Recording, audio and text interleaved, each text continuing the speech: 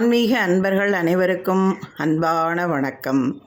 கந்தசஷ்டி விரதம் 2025 இதை பற்றின பதிவுகளை நான் என்னுடைய சேனலில் பதிவிட்டிருக்கேன். நீங்களும் அதை பார்த்துருப்பீங்கன்னு நான் நம்புகிறேன். இப்போ விரதம் முடிக்கக்கூடிய நிறைவு நாள் வந்துருச்சு. 28/10/2025 7ஆம் நாள். அன்னையோடு நமக்கு கந்தசஷ்டி விரதம் முடியுது.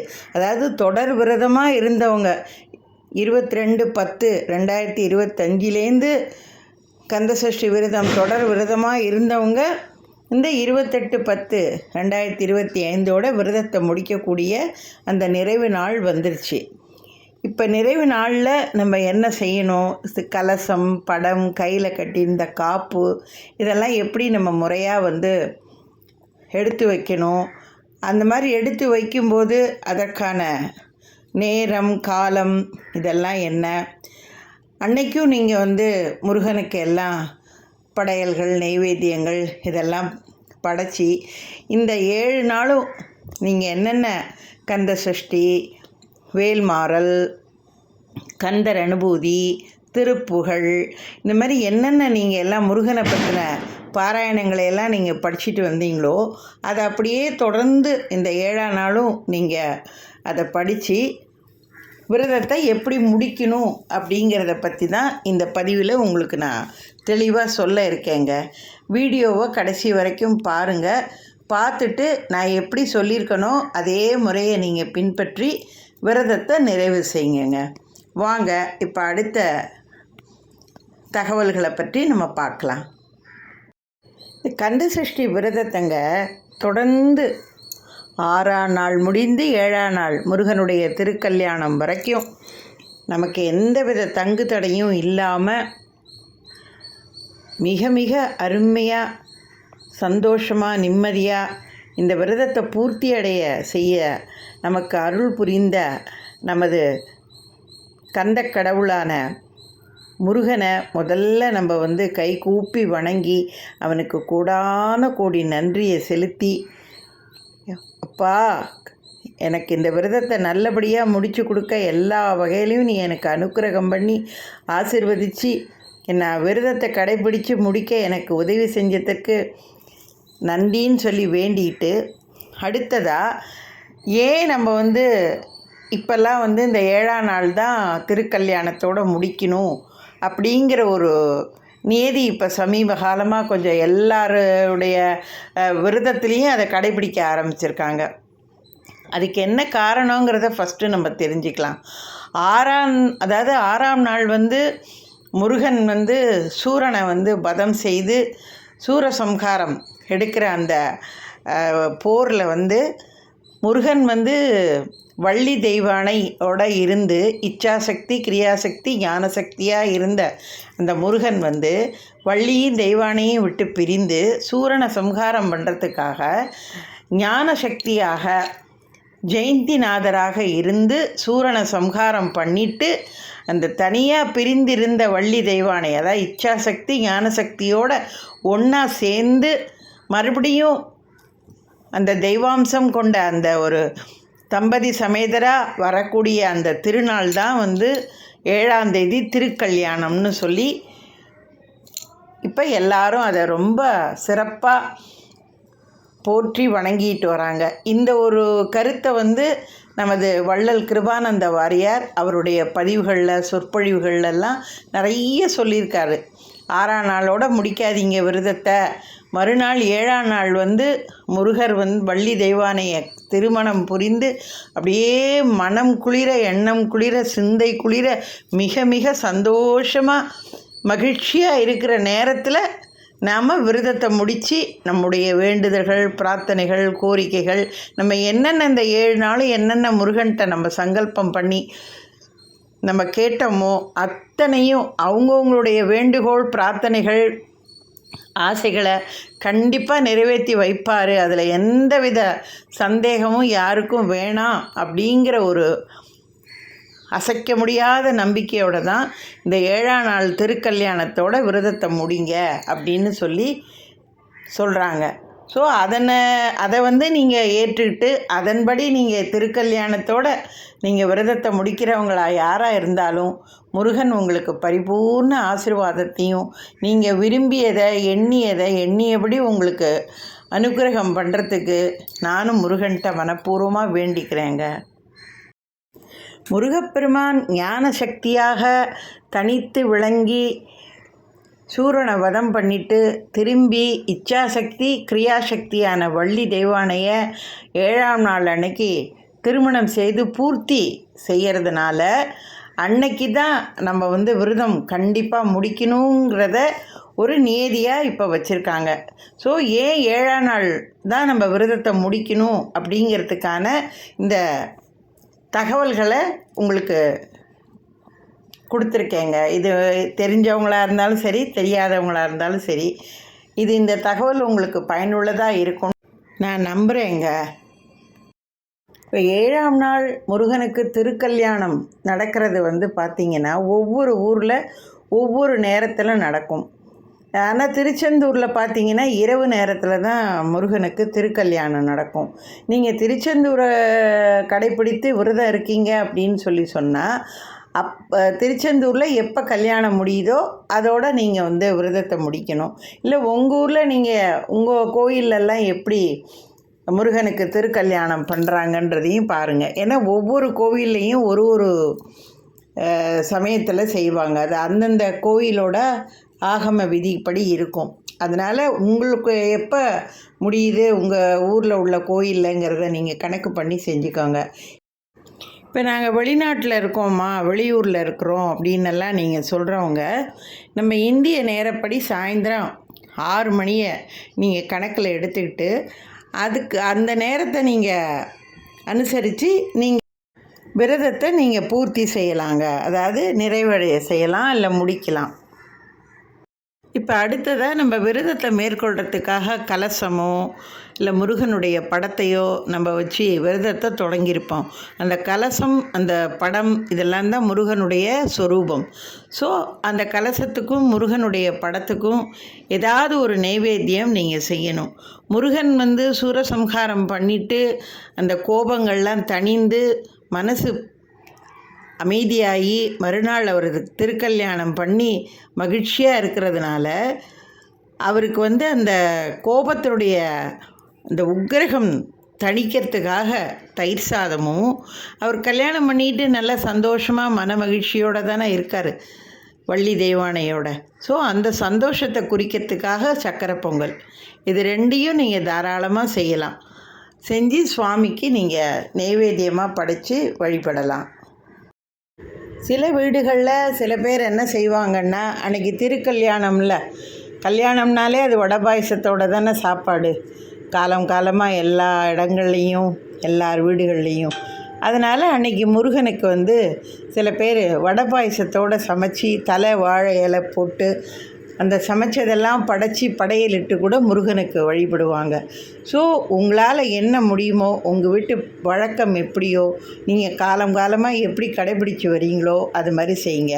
இல்லைம்மா நாங்கள் இதெல்லாம் எங்களுக்கு தெரியாது, இந்த வருஷம்தான் நாங்கள் முதல்ல இந்த கந்த சஷ்டி விரதமே நாங்கள் இருந்திருக்கோம், அதனால் நாங்கள் என்ன செய்யணும்னு நீங்கள் நினைக்கிறவங்களும் சரி, கேட்குறவங்களுக்கும் சரி, தயிர் சாதம், சக்கரை பொங்கல், இல்லை உங்களால் முடியும்னா நல்ல வடை பாயசத்தோட சாம்பார், ரசம், கூட்டு, பொரியல்னு எல்லாம் செஞ்சும் கூட நீங்கள் முருகனுக்கு படைக்கலாங்க. அடுத்ததுங்க, சில பேர் வந்து நான் போன பதிவில் நான் சொன்ன மாதிரி இந்த ஷட்கோண தீபம் ஏற்றுவாங்க. பவன் அந்த ஷட்கோண தீபத்தையும் இந்த நிறைவு நாள் அன்னைக்கும் கண்டிப்பாக நீங்கள் இந்த கோலத்தை போட்டு புதுசாக அதில் அதே மாதிரி இந்த விளக்குகளை ஏற்றி அதையும் நீங்கள் வழிபடணுங்க. கண்டிப்பாக அதை மறந்துடாதீங்க. கடைசி நிறைவு நாள் அன்னைக்கும் இந்த ஷட்கோண தீபத்தை கண்டிப்பாக நீங்கள் தீபம் ஏற்றிட்டு உங்களுக்கு என்னென்ன, அதாவது இதுவரைக்கும் நீங்கள் படிச்சுட்டு வந்த எல்லா பாராயணங்களையும் படிச்சுட்டு அன்னைக்கு கடைசியாக 7ஆம் நாள் நிறைவு நாள் அன்னைக்கு கண்டிப்பாக இந்த ஒரு திருப்புகழை நீங்கள் படிங்கங்க. அது என்னன்னு பார்த்தீங்கன்னா, சரண கமலாலயத்தில் அரை நிமிஷ நேர மட்டில் தவமுறை தியானம் வைக்க அறியாத ஜட கசட மூட மட்டி பவ வினையிலே ஜனித்த தமியன் மடியால் மயக்கம் உருவேனோ அப்படின்னு தொடங்கக்கூடிய அந்த திருப்புகழை கண்டிப்பாக நீங்கள் படிங்கங்க அன்னைக்கு. இந்த அற்புதமான திருப்புகழை நீங்கள் படிச்சுட்டு முருகனுக்கு தூப தீப ஆராதனைகளை எல்லாம் காமிச்சிட்டு இந்த பிரசாத நைவேத்தியங்களை எல்லாம் நீங்கள் படையலாக படைச்சி முருகன்கிட்ட மனசார வேண்டிக்கோங்க. நீங்கள் இந்த கந்தசஷ்டி விரதம் ஆரம்பிக்கிறதுக்கு முன்னாடி இந்த முதல் நாள் நீங்கள் எந்த ஒரு காரியம், நம்முடைய காரியம் எதுவாக இருந்தாலும், அது குழந்தை பாக்கியமாக இருக்கலாம், திருமணமாக இருக்கலாம், சொந்த வீடு அமையறதுக்கு இருக்கலாம், பையன் பொண்ணெல்லாம் மேல் படிப்புக்காக வெளிநாடு போய் படிக்கிறதா இருக்கலாம், தீராத நோய்களை தீரணும் அப்படின்னு சொல்லியும், இந்த மாதிரி ஒவ்வொருத்தருக்கும் ஒரு ஒரு விருப்பங்கள், அவர்களுடைய கோரிக்கைகளை எல்லாம் நம்ம முருகன் காலடியில் நம்ம சமர்ப்பித்து நம்ம வழிபட்டிருப்போம். அது ஒன்றொன்றையும் நீங்கள் மனசார வேண்டிக்கிட்டு, அப்பா நான் வேண்டின எல்லா காரியங்களையும் நினைத்தபடி நடக்க எனக்கு நீ அருள் புரியணும்ப்பா சுவாமி அப்படின்னு சொல்லி மனசார வேண்டிக்கோங்க. எனக்கு உன்னை விட்டால் வேறு யாரும் கதி இல்லைப்பா, நீயே தான் எனக்கு அப்படின்னு சொல்லி அவன் காலை இறுக பற்றி கொண்டு அப்படியே கண்ணிலேருந்து தார தாரையாக கண்ணீர் சிந்த, எண்ணம் உருக, உள்ளம் உருக, மனம் உருக, அப்படியே அசைக்க முடியாத அன்போடையும் பாசத்தோடையும் நம்பிக்கையோடையும் அவங்ககிட்ட நீங்கள் வேண்டிக்கோங்க. கண்டிப்பாக உங்களுடைய எந்த பிரார்த்தனையாக இருக்கட்டும், வேண்டுகோளாக இருக்கட்டும், உங்களுடைய நியாயமான ஆசைகள், கோரிக்கைகள் எதுவாக இருந்தாலும் சரி, அடுத்த கந்த சஷ்டி விரதத்துக்குள்ளே கண்டிப்பாக முருகன் அதை உங்களுக்கு நிச்சயமாக பூர்த்தி பண்ணி கொடுப்பாருங்க. இதில் எந்தவித சந்தேகமும் வேணாம், மாற்று கருத்தும் வேணாங்க. இது எத்தனையோ பேர் எத்தனையோ தடவை எத்தனை வருஷமாக கந்தசஷ்டி விரதம் இருக்கிறவங்க கண்டிப்பாக இது அவங்கவுங்களுடைய அனுபவத்தில் நிச்சயம் அதை அவங்க தெரிஞ்சிட்டு இருந்திருப்பாங்க நிச்சயமாக. அதுவும் குறிப்பாக குழந்தை வரம் வேணும்னு சொல்லி இந்த கந்தசஷ்டி விரத காலத்தில் முருகன் மீது அசைக்க முடியாத நம்பிக்கை கொண்டு இந்த கந்தசஷ்டி விரதம் மேற்கொள்கிறவங்களுக்கு கண்டிப்பாக அடுத்த வருஷ கந்தசஷ்டிக்குள்ளே அந்த முருகனே ஆண் குழந்தையாவோ பெண் குழந்தையாவோ எத்தனை பேருக்கு கருப்பையில் உருவாகி குழந்தை பிறந்திருக்குன்றத இந்த காணொளியை பார்க்குறவங்க நிறைய பேர் நிச்சயம் கமெண்ட்டில் நீங்கள் உங்கள் பதிவை பதிவிடுவீங்கன்னு நான் நம்பிக்கையோடு நான் சொல்கிறேங்க. நான் அதனால் முருகனை ஒரு நாளும் நம்ம கைவிட மாட்டாங்க. நம்ம என்றைக்கும் அவன் நம்மளை கவனிச்சிக்கிட்டே இருப்பான், கைவிடவே மாட்டாங்க நம்மளை. உன்னை ஒழிய ஒருவரையும் நம்புகிறேன், பின்னை ஒருவரை யான் பின் செல்லேன், பன்னிரு கை கோலப்பா வானோர் கொடிய வினைகள் தீர்த்தருளும் வேலப்பா செந்தில் வாழ்வேன்னு சொல்லி அனுதினமும் அவனுடைய நாமாவளிகளை நம்ம சொல்லிக்கிட்டே இருந்தோம்னா கண்டிப்பாக நம்ம கூடவே தான் இருப்பாங்க அவன். இப்போ அடுத்ததாங்க நம்ம கலசம் வச்சு கையில் காப்பு கட்டி படம் வச்சு இதெல்லாம் தானே நம்ம இந்த 7 நாளும் கந்தசஷ்டி விரதத்தை மேற்கொள்வோம். அந்த கலசத்தில் நீங்கள் அரிசி வச்சுருந்தீங்கன்னா அரிசியை அன்னைக்கு இல்லாமல் மறுநாள் இன்னொரு நாள் பொங்கலோ சக்கரை பொங்கலோ ஏதோ ஒரு நைவேத்தியம் பண்ணி அதை முருகனுக்கும் படைச்சிட்டு நீங்களும் எடுத்துக்கலாம், யாருக்கும் தானம் செய்கிறதுனா செய்யலாம். தண்ணி வச்சு அதில் எலுமிச்சம்பழத்தை வச்சு நீங்கள் கலசத்தை தயார் பண்ணியிருந்தீங்கன்னா அந்த தண்ணியை கொண்டே முதல்ல நீங்கள் விக்கிரகமாக இருக்கட்டும் இல்லை வேல் வச்சு வழிபட்டிருந்தீங்கன்னா அந்த வேலுக்கு நீங்கள் அந்த இது கலச தண்ணியை அபிஷேகம் பண்ணிவிட்டு மீதி உள்ள தண்ணியை வீடுகளெல்லாம் தெளிச்சிட்டு கால்படாத கைப்படாத செடி கொடி இதுகள்லாம் நீங்கள் அந்த தண்ணியை ஊற்றிடுங்கங்க. அடுத்தது காப்பு கட்டியிருந்தீங்க அப்படின்னு சொன்னால் அந்த காப்பை கட்டி உங்கள் பூஜை அறைக்குன்னு ஒரு தனியாக குப்பையெல்லாம் எடுத்து வச்சுருப்பீங்க இல்லையா, அதோடு சேர்த்துருங்க. அடுத்தது இந்த கலசத்தில் வச்சுருக்கிற தேங்காய் அந்த அரிசியிலையோ தண்ணியிலையோ போட்டிருந்த அந்த எலுமிச்சம்பழம் இதெல்லாம் அழுகி போய் வாடி போயிருந்ததுன்னா தயவு செஞ்சு அதை நினச்சி அப்படியே மனசு உருகி போய் ஐயோ நம்ம சரியாகவே பூஜை இருக்கல போல இருக்கு, நம்ம பூஜையை கடவுள் ஏற்றுக்கவே இல்லை போல இருக்கு, நம்ம என்னமோ தப்பு பண்ணிட்டோம் போல இருக்கு, ஐயோ தேங்காய் அழுகி போச்சே எலுமிச்சம் அழுகி போச்சேன்னெல்லாம் தேவையில்லாத ஒரு மனக்குழப்பத்தையும் சங்கடத்தையும் நீங்கள் மனசில் வச்சுக்கிட்டு எந்தவித கஷ்டமோ மன உளைச்சலோ அடையாதீங்க. ஏன்னா அதெல்லாம் நம்ம 7 நாள் வரைக்கும் தண்ணிக்குள்ளே போட்டு வச்சுருக்கோம், அரிசியில் போட்டு வச்சுருக்கோம், ஒரு வாரம் வரைக்கும் தேங்காயை வச்சுருக்கோன்னா அதோட இயற்கை தன்மையே அதெல்லாம் சீக்கிரம் கெட்டு போகிற ஒரு தன்மை தான். அதனாலலாம் எதுவும் நீங்கள் மனக்கவலையே பட வேணாம். தேங்காய் உங்களுடைய அதிர்ஷ்டம் கடவுளுடைய கிருபை ஆசீர்வாதம் இருந்து நல்லபடியாக இருந்ததுன்னா தேங்காயை திருகி அதை ஏதாவது நீங்கள் ஒரு ஸ்வீட் பண்ணி சுவாமிக்கு நைவேத்தியம் பண்ணிவிட்டு பிரசாதமாக எல்லோரும் எடுத்துக்கலாம். அதுமாரி இந்த எலுமிச்சம்பழத்தையும் நீங்கள் ஜூஸாக பிழிஞ்சி குடிச்சிடலாம். இதெல்லாம் எதுவும் இல்லை அழுகி போச்சுன்னா பயப்படவே பயப்படாதீங்க. இந்த கலசத்தில் வச்சுருக்கிற அந்த மாவில் அந்த அழுகின தேங்காய் அழுகின எலுமிச்சம்பழம் இது எல்லாத்தையுமே நீங்கள் பூஜை அறையை சுத்தம் பண்ணும்போது குப்பையெல்லாம் நீங்கள் ரெடி பண்ணுவீங்க இல்லையா, அந்த குப்பைகளோடு இது எல்லாத்தையும் நீங்கள் சேர்த்துருங்கங்க. மற்றபடி தேங்காய் அழுகி போச்சு எலுமிச்சம்பழம் அழுகி போச்சுன்னு தயவு செஞ்சு கவலைப்படாதீங்க, மன உளைச்சலாகாதீங்க, சங்கடமடையாதீங்க. அதே போல் முருகனுடைய படம் அது நீங்கள் புதுசாக வாங்கியிருந்தாலும் சரி இந்த கந்த சஷ்டி விரதத்துக்காக இல்லை ஏற்கனவே உங்கள் வீடுகளில் நீங்கள் பூஜை அறையில் அதை தயாராக வச்சு இந்த முருகன் படத்தை வச்சு நீங்கள் விரதம் மேற்கொண்டாலும் சரி அந்த படத்தை எடுத்து நீங்கள் அதுக்கான உரிய இடத்துல நீங்கள் எங்கேருந்து எடுத்தீங்களோ அதே இடத்துலையே அந்த படத்தை மாட்டிடுங்க. இல்லை புதுசாக படம் வாங்கி இனிமேல் தான் நான் பூஜை அறையில் அதை வைக்க போகிறேன் இந்த விரதத்தை நல்லபடியாக முடிச்சுட்டுனாலும் உங்களுடைய இட வசதிக்கு தகுந்த மாதிரி இந்த படத்தை நீங்கள் எங்கே உங்கள் பூஜை அறையில் வச்சு வழிபடணுமோ அந்த இடத்துல வச்சு நீங்கள் வழிபடலாங்க. இப்போ அடுத்தது இந்த கலசத்தையும் இந்த படத்தையும் எப்போ நம்ம பூஜையில் நம்ம பூஜை பண்ண அந்த பூஜை அறையிலேருந்து எடுத்து எப்போ நம்ம மாற்றி வைக்கணும் அப்படிங்கிறதுக்கும் ஒரு நேரம் இருக்குங்க. இப்போ நம்ம செவ்வாய்க்கிழமை அன்னைக்கு தான் நம்முடைய பூஜை அதாவது விரதம் கந்த சஷ்டி விரதமானது பூர்த்தியாகுது நிறைவடையுது. ஸோ செவ்வாய்க்கிழமையில் நம்மளால் ஒன்றும் பண்ண முடியாது அன்னைக்கு. நீங்கள் அதனால் மறுநாள் புதன்கிழமை அன்னைக்கு நீங்கள் இந்த கலசத்தையும் இந்த படத்தையும் நீங்கள் பிரித்து எங்கெங்கே வைக்கணுமோ வைக்கலாம். அதுக்கு உண்டான ஒரு நேரம் என்னங்கிறதையும் நான் சொல்கிறேன். அந்த நேரத்தில் அதை நீங்கள் செய்யலாங்க.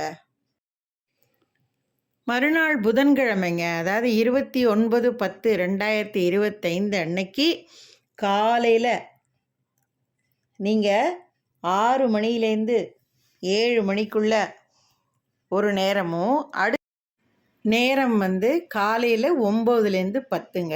இந்த 2 நேரத்தில் உங்களுக்கு எது பொருத்தமாக உபயோகமாக சரியான நேரமாக இருக்கோ அந்த நேரத்தை நீங்கள் தேர்வு செஞ்சுட்டு அந்த நேரத்தில் கலசத்தை நீங்கள் பிரிச்சிடலாங்க. நீங்கள் கடைசி நாள் அன்னைக்கு நம்ம பூஜையெல்லாம் முடித்து கலசத்தெல்லாம் பிரித்து படங்களையெல்லாம் மாட்டி காப்பெல்லாம் நம்ம கட்டி எல்லாம் அது இடத்துல எல்லாம் பொருத்தமாக நம்ம செலுத்திட்டு நம்ம அடுத்து செய்ய வேண்டிய முதல் காரியம் என்னன்னு பார்த்தீங்கன்னா கணவன் மனைவியாக சேர்ந்து விரதம் இருந்தீங்கன்னா 2 பேரும் தம்பதி சமேதராக உங்கள் பூஜை அறையில் முருகனுக்கு முன்னாடி சாஷ்டானமாக விழுந்து கும்பிட்டு முருகனையும் உங்கள் குலதெய்வத்தையும் நல்லபடியாக வேண்டிக்கிட்டு அடுத்த வருஷமும் இதே போல் நாங்கள் கந்த சஷ்டி விரதத்தை அருமையாக நாங்கள் மேற்கொள்ள எங்களுக்கு நீ உத்தரவு கொடுத்து ஆசீர்வதித்து அனுக்கிரகம் பண்ணணும்னு மனசார வேண்டிக்கிட்டு அடுத்தபடியாக